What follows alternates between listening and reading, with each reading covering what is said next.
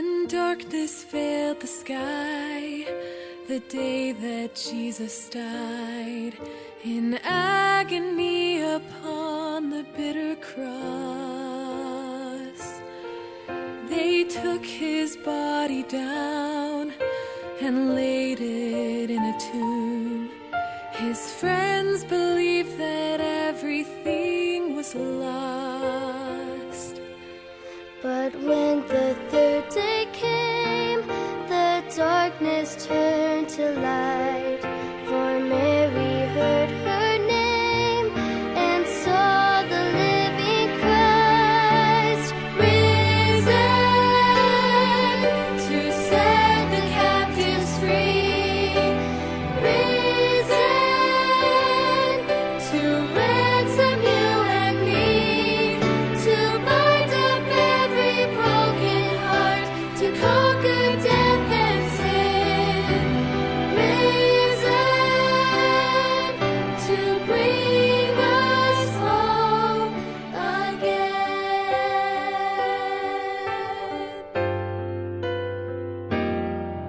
And in that barren place, the world forever changed. For hope was born when Jesus rose that day. And still his wounded hands reveal the love he has for every fallen soul he came to save. And he will come again, and one by one will rise to praise his holy name and see the living Christ risen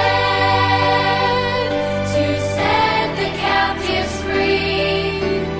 Risen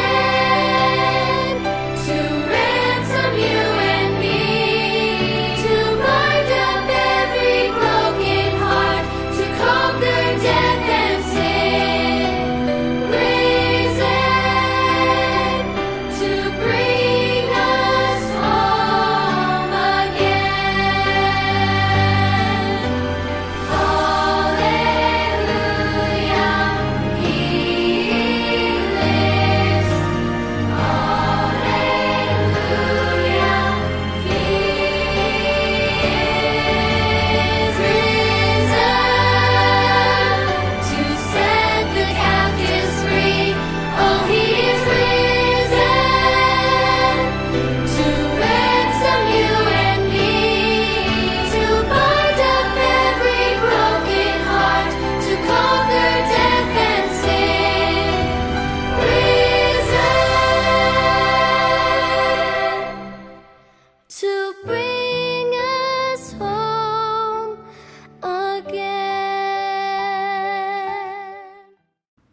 Goeiemôre. Die Here het opgestaan. Die Here het waarlik opgestaan. Vrydag was ons in die erediens gewees met 'n stuk gewydheid, met erns, omdat ons besef het die diepte van God se genade vir ons. Maar vandag ook is ons hier met vreugde, met dankbaarheid om te kan bely teenoor mekaar.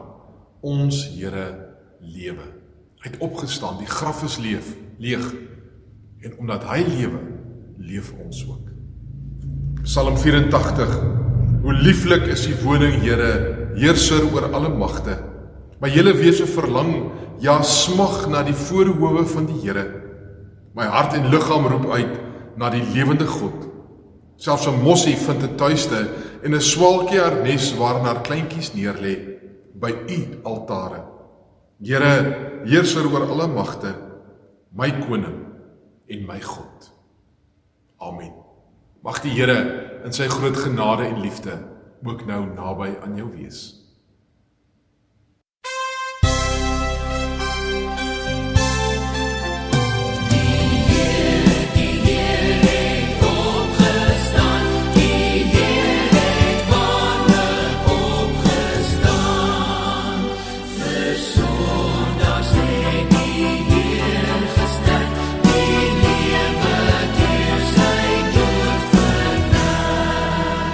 Voor de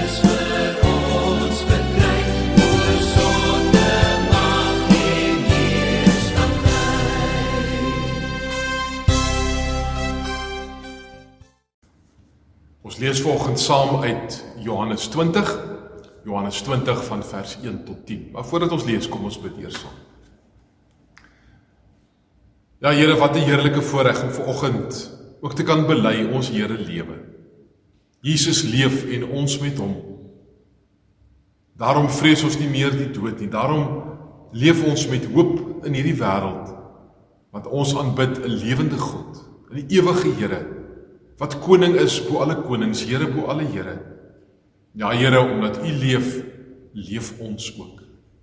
Gee dat ons in hierdie oomblikke dan ook juist dit sal beleef.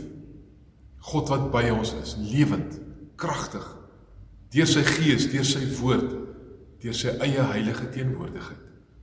Seën ons, Here, ook as ons nou gaan lees, mag ons regtig ook U stem vir ons hoor, in die naam van Jesus, die lewende Here. Amen. Kom ek lees vir ons Johannes hoofstuk 20 van vers 1. En vroegoggend, op die eerste dag van die week, terwyl dit nog donker was, kom Maria Magdalena tot by die graf en sien dat die klip van die graf verwyder is. Sy hardloop toe en gaan na Simon Petrus en na die ander disipel vir wie Jesus liefgehad het en sê vir hulle het die Here uit die graf weggevat en ons weet nie waar hulle hom neergelê het nie. Petrus en die ander disipel het toe uitgegaan en na die graf gegaan. Die twee het saam gehardloop, maar die ander disipel het vooruit gehardloop, vinniger as Petrus en eerste by die graf gekom. Toe hy vooroor buig, sien hy die linnedoeke lê. Hy het egter nie binne gegaan nie. Maar toe Simon Petrus wat hom gevolg het daar aankom, het hy die graf binne gegaan en die linnedoeke daar sien lê. En die doek wat om sy kop was, die doek het nie by die linnedoeke gelê nie, maar was eenkant afsonderlik opgerol. Toe het die ander disipel, die een wat eerste by die graf gekom het, binne gegaan en hy het gesien en geglo. Hulle het nog nie die skrif verstaan dat hy uit die dood moes opstaan nie. Daarom het die disipels weer huis toe gegaan. Ek lees vir ons eers net tot daar.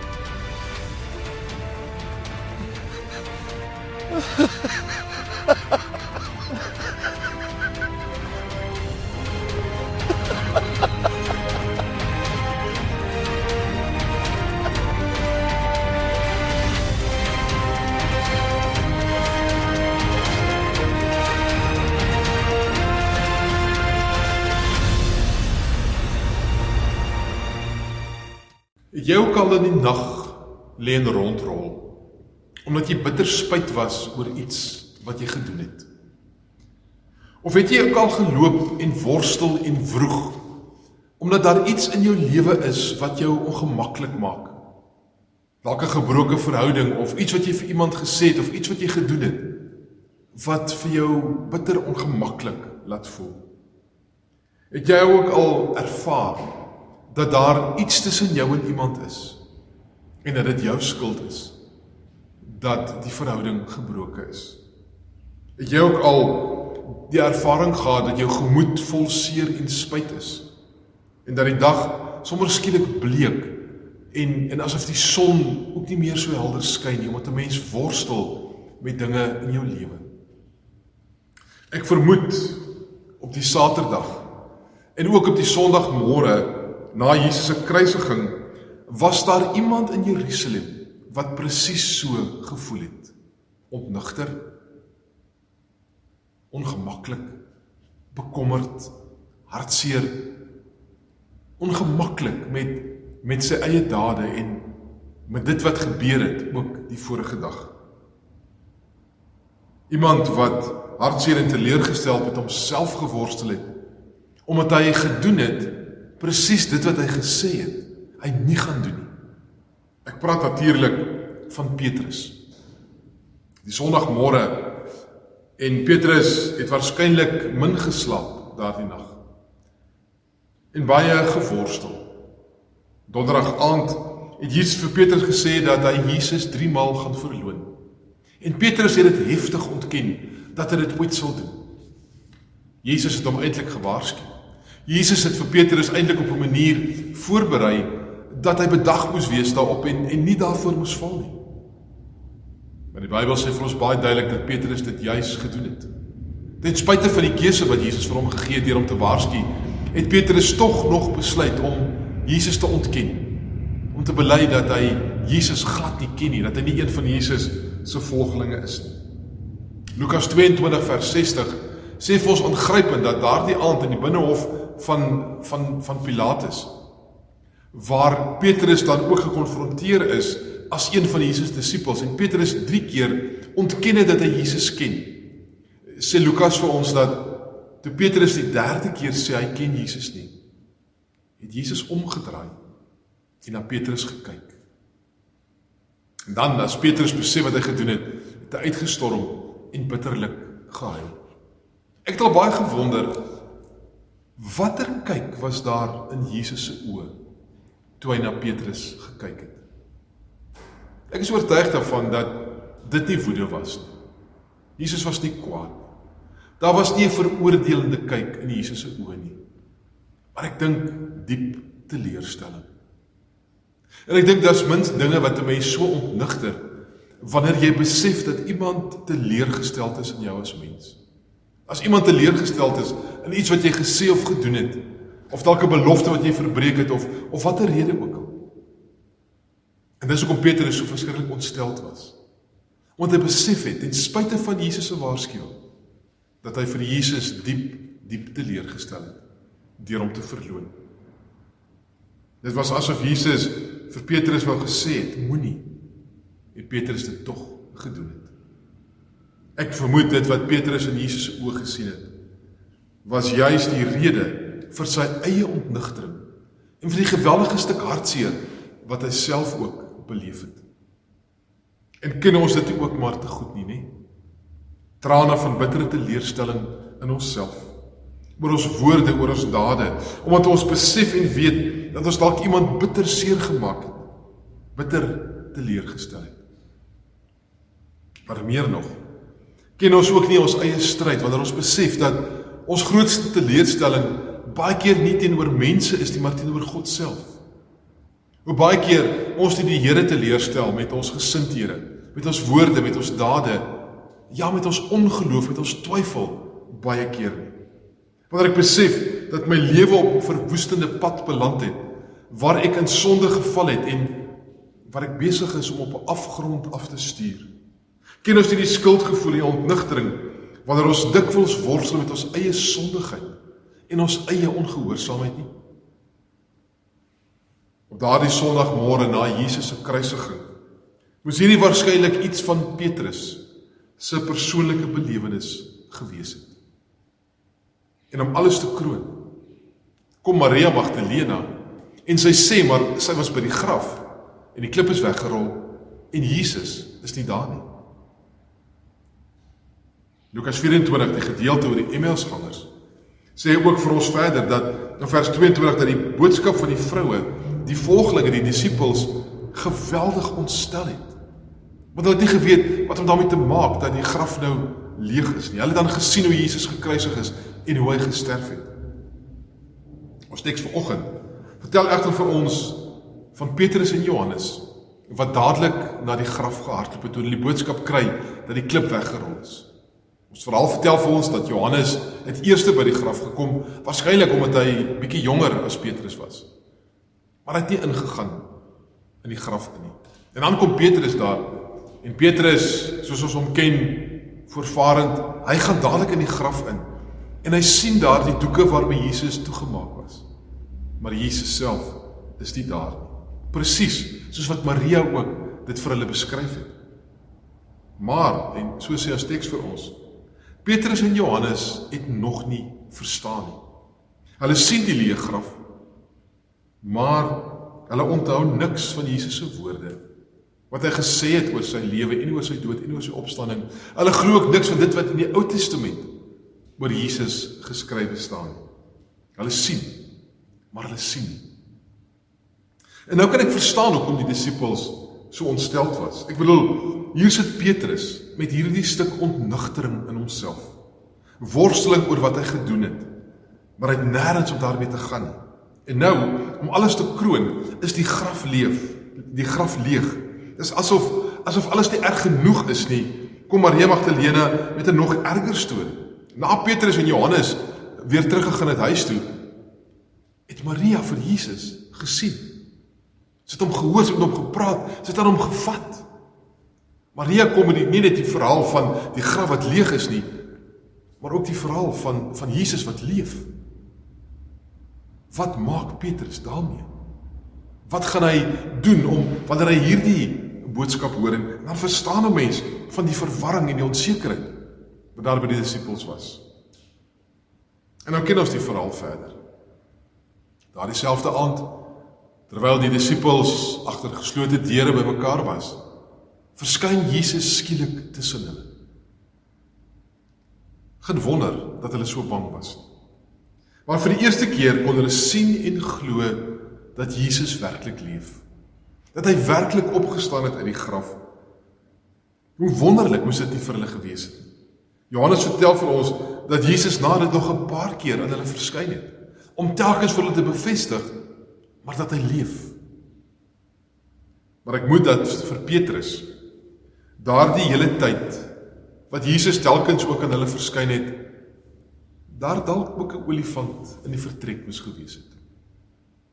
Sy verloning van Jesus.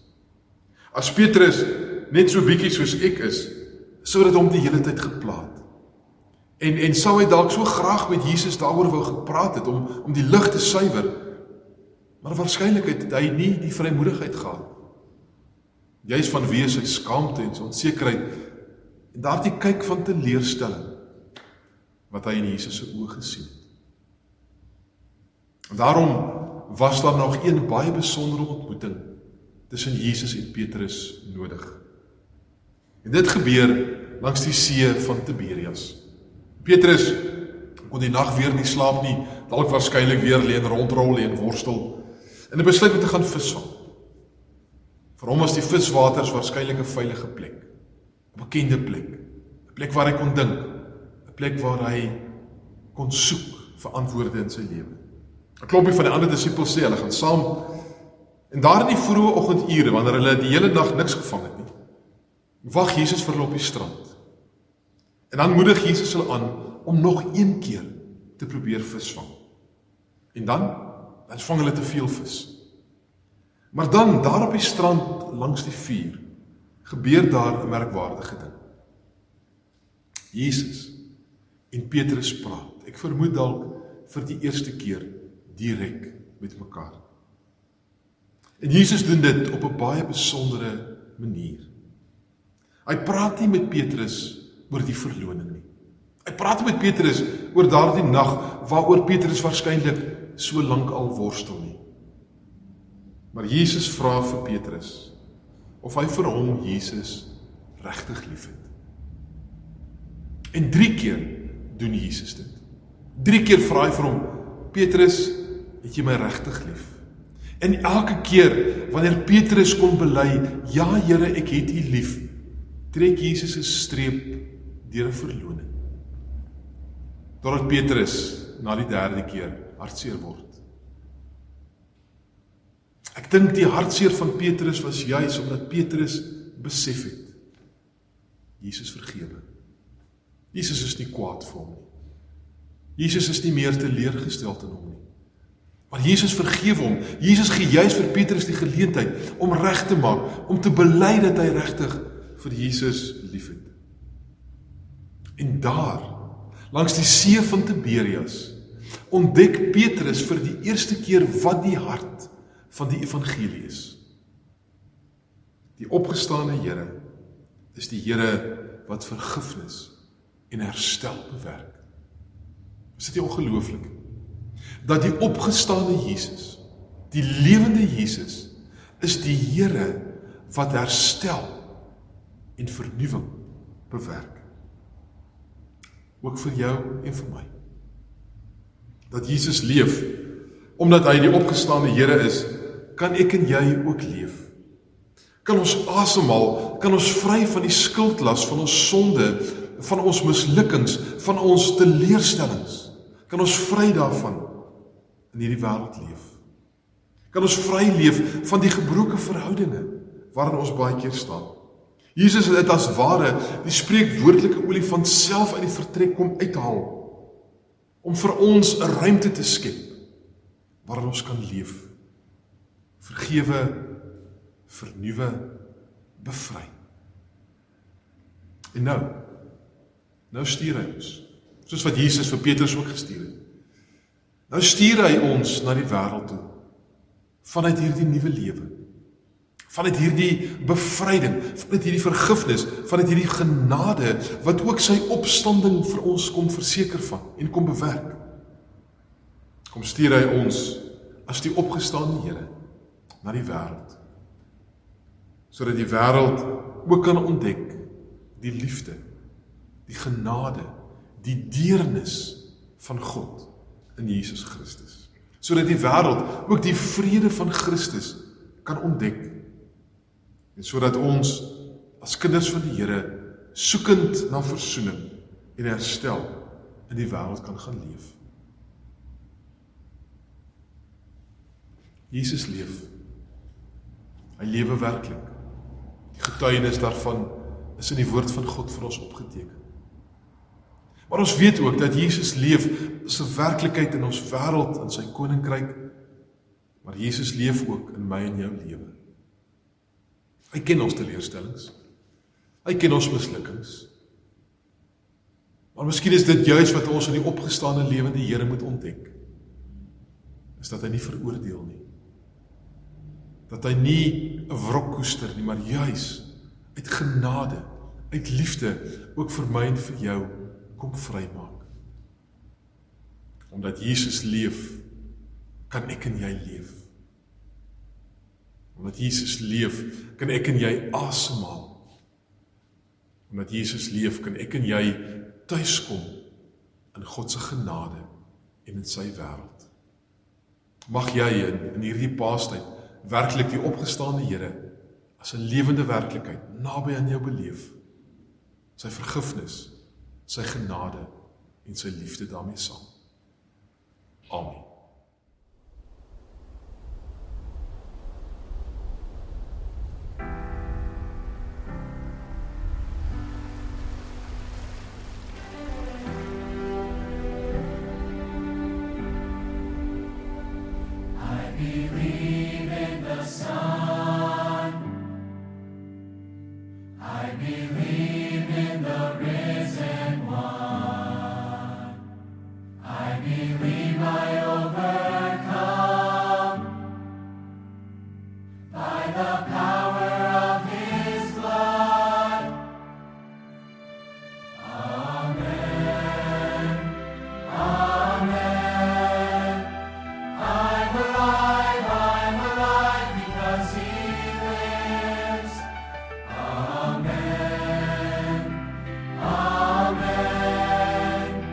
Let my song join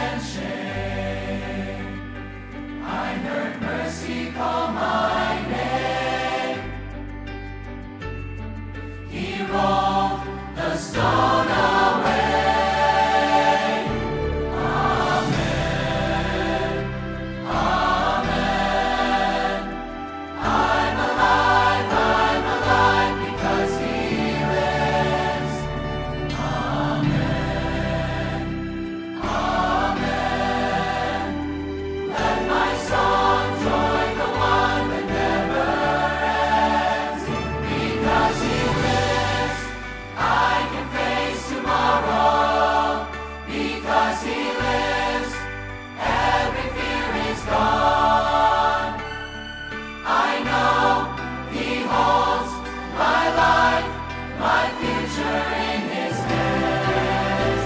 Because He lives, I can face tomorrow.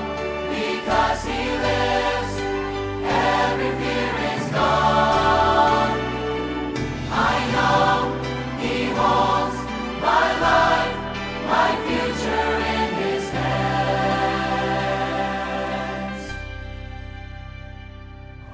Amen, amen. I'm alive because He lives. Amen, amen. I'm alive because He lives. Amen, amen. I'm alive because He lives.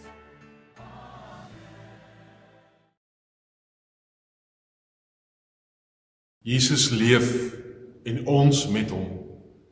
Dood, wie sou vir jou nog bewe?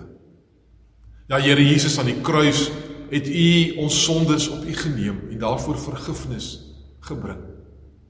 Maar deur op te staan in die graf het U die gevolge van sonde, naamlik die dood, verbreek, sodat ons kan leef. Sodat ons kan weet dat die ewige lewe wat God beloof vir ons 'n werklikheid is. Maar Here, dankie dat U opstanding ook vir ons veel meer beteken. Dit gaan nie net oor eendag nie, maar ook oor nou. Kan ons leef vanuit die genade en die liefde en die omgee van die opgestane Jesus, wat ons vergewe en wat ons stuur om sy getuies in hierdie wêreld te gaan wees. Dankie Here dat U opstanding ook vir ons as ware 'n opstanding tot nuwe lewe word, sodat ons kan asemhaal, kan vry leef, maar ook dit vir ander mense kan gaan.